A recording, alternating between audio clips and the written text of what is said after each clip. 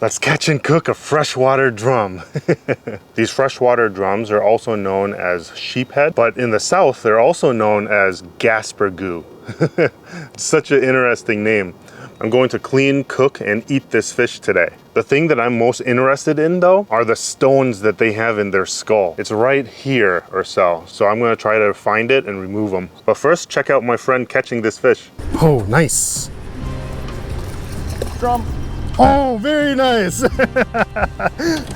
Very nice. Could actually be one you can eat if you want to. You sure? Okay. Yeah, if we don't get another one, he might become bait, but otherwise you can just have him. Okay. All right, so we're back. Let's clean this fish. I'm gonna start off by cutting off all the fins. This is what I usually do with all the fish that I catch in the process.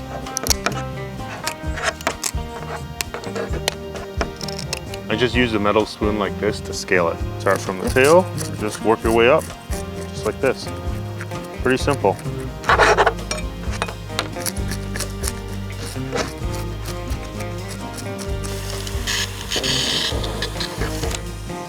This is my first time cleaning this fish, but I'm pretty sure it's just like any other fish. So I usually clip right here, and then I work my way up.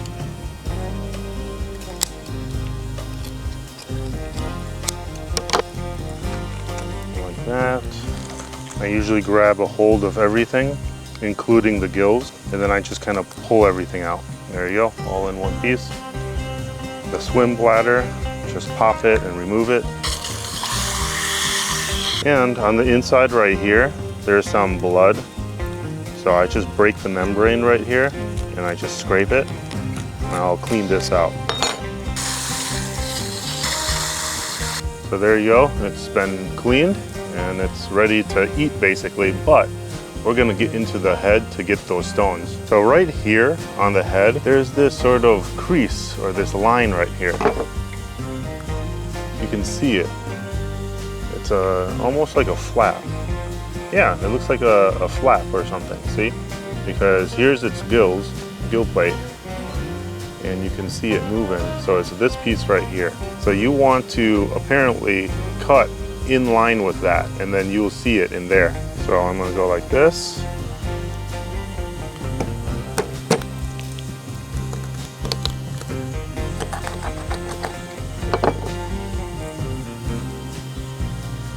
Oh.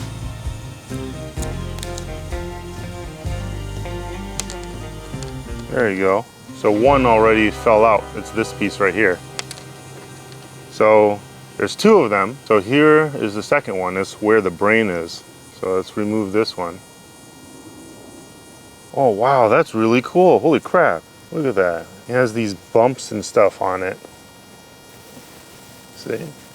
And I was told that apparently they vibrate and they move and touch and rub against each other, and it makes a noise in the water. That's super cool. They're really hard. It's almost like ceramic. That's what it feels like. Like I'm like hitting it up against each other, and it feels and it sounds like ceramic. Like here, let me drop it. Like, can you hear that? That's super cool. So like these are really small because of this smaller fish, but apparently these get really big too. And if you find like a really large sheephead, you can acquire really large ones. All right, well, I'll keep this as a souvenir. Otherwise, we've got a nice clean fish. All I'm gonna do is just salt it and grill it. I'm just doing extra cleaning here. I'm just scraping off all the slime and stuff. I have my Winnerwell titanium fast fold camp stove. Just unfold everything and get this started. So I recently bought a new ferrocerium rod and I thought it was really cool. I think this is pronounced viewer's stock. I'm unsure, but it seems like it would be pronounced viewer's stock. But I really like that it's coated with this sort of almost rubber-like material. Not really rubber, but it's like, it's tougher than the black coating that you usually get on ferrocerium rod. But I like that it's red and it's brightly colored and it's easy to find when you set it down. And so this is brand new and I'm getting a second one too just because I like it. And yeah, let's give this a try. Gotta scrape off the red part here first though. Oh wow, that's really thick. And it looks like it has a black coating also.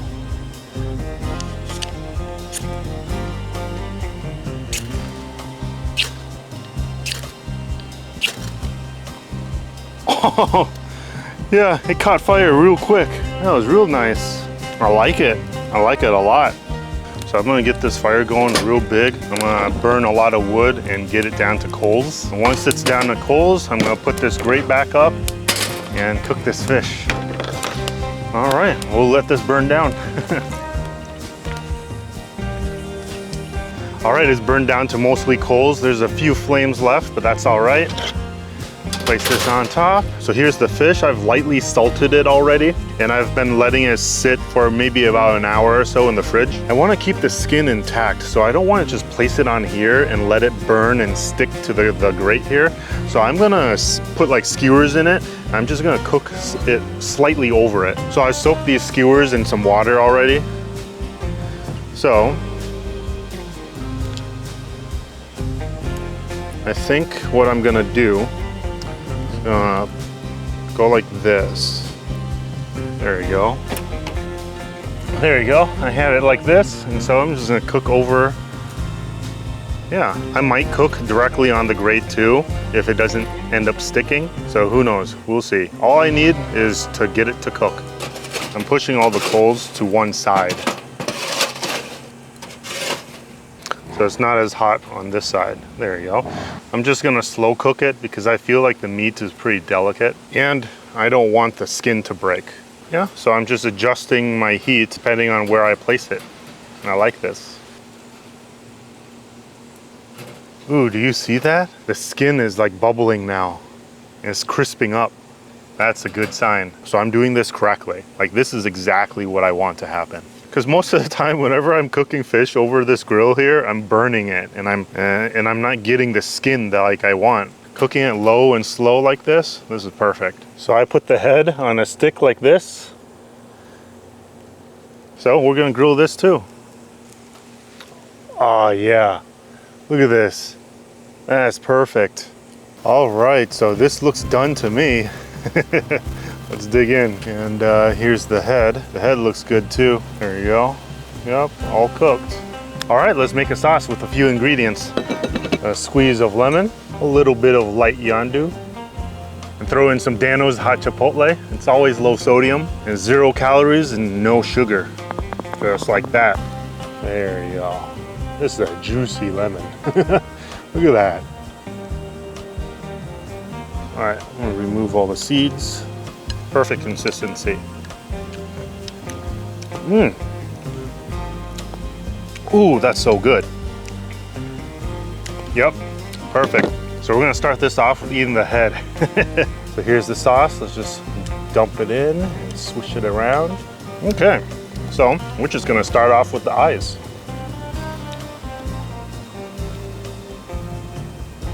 Oh yeah, there you go. It's all gelatinous. Let's dip it in some more sauce.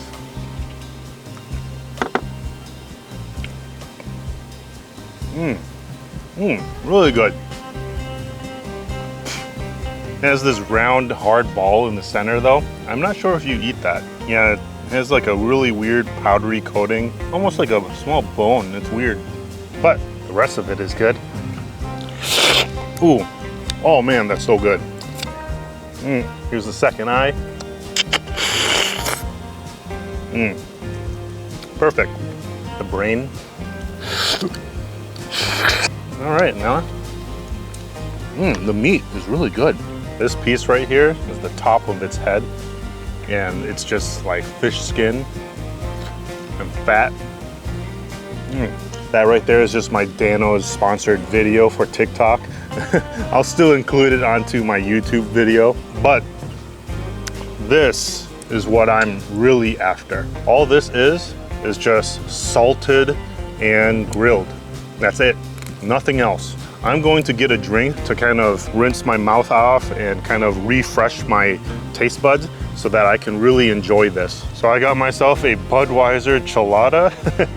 It's spicy, it's picante, I guess. I've had this before and it's really good actually, surprisingly. But it's room temperature. It's not cold at all, but I'll still have it. Pour it out. Look at that. So this is to kind of rinse out my palate so I can have this fish and enjoy it for what it is. Even room temperature, it tastes good. Wow. It reminds me of like a Bloody Mary, but a beer version of a Bloody Mary. That's kind of what I think this is supposed to be. Yeah, so I think it's probably like tomato juice or something like that with beer, and it's spicy too. It's really good. Let's give this a try now. Been able to keep this on the grill so it's still super hot. I love the fact that I was able to keep the skin intact. I'm gonna see if I can fillet it with my chopstick here. Oh man. Peel that off. Look at that. So we have the upper meat section here too. There you go. Here is a nice piece of meat.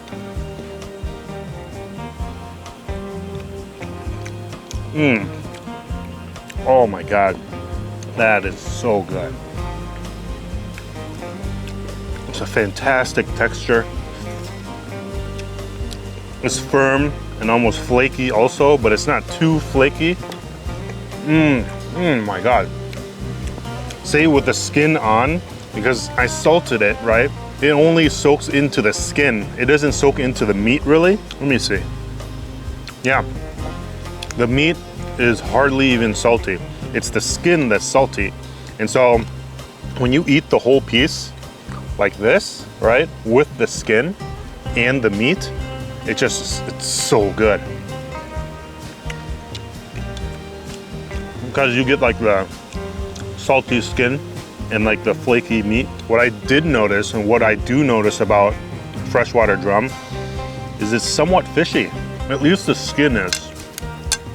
Other fish, sometimes their skin isn't really fishy, but this is. And I mean, it's not a bad thing, at least for me.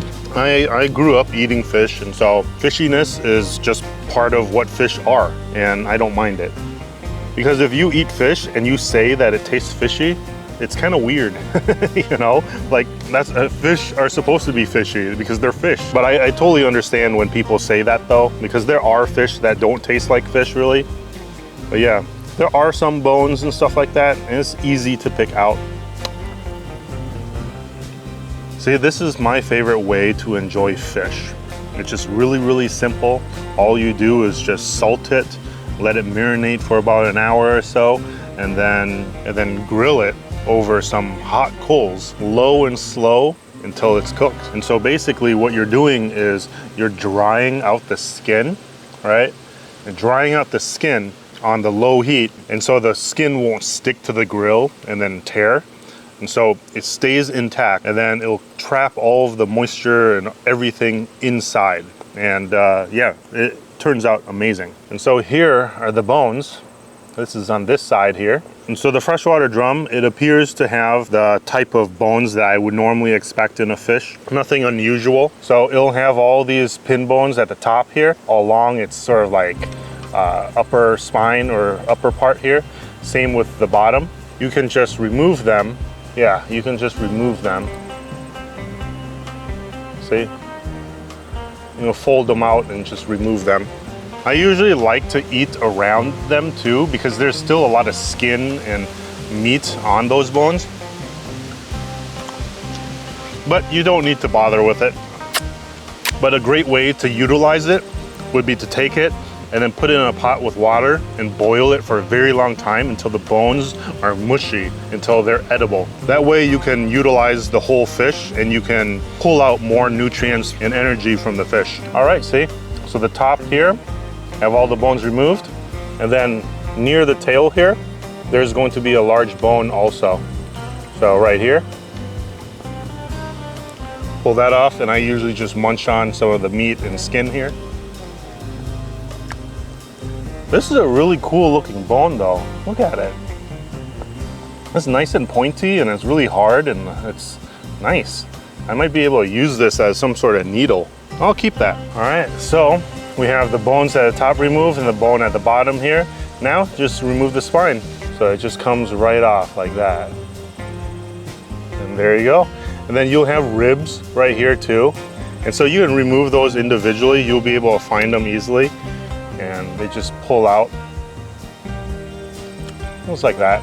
And there's not a lot of the ribs, so you don't need to worry too much. And there you go. This is a full boneless fillet now. And I enjoy eating my fish like this. You know, I don't mind removing bones. I feel like I get more out of it by eating it like this, and have a better understanding of my food when I eat it like this too, instead of just simply like filleting it first and then cooking it. This way it still feels like a fish, you know. When you fillet it ahead of time and then just eat it without any bones at all, you kind of lose that understanding that it's a fish. You detach from that. When you eat it with the bones in, you are reminded the whole time that it's a fish. Okay, well, this is ready to just eat without any concern of bones. This is so good, seriously. This sauce I made, it's interesting. Really like sour because of the lemons, but it balances well with the fish. But yeah, I'd prefer it like this.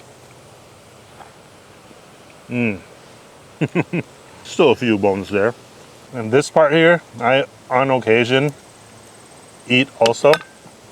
So I break them apart like this. I pull this out. And I eat it. The bones from the freshwater drum are very, very hard. And it's very similar to those pearls. It's really interesting. Yeah. All right, well, that is basically it. I'm gonna finish my beer.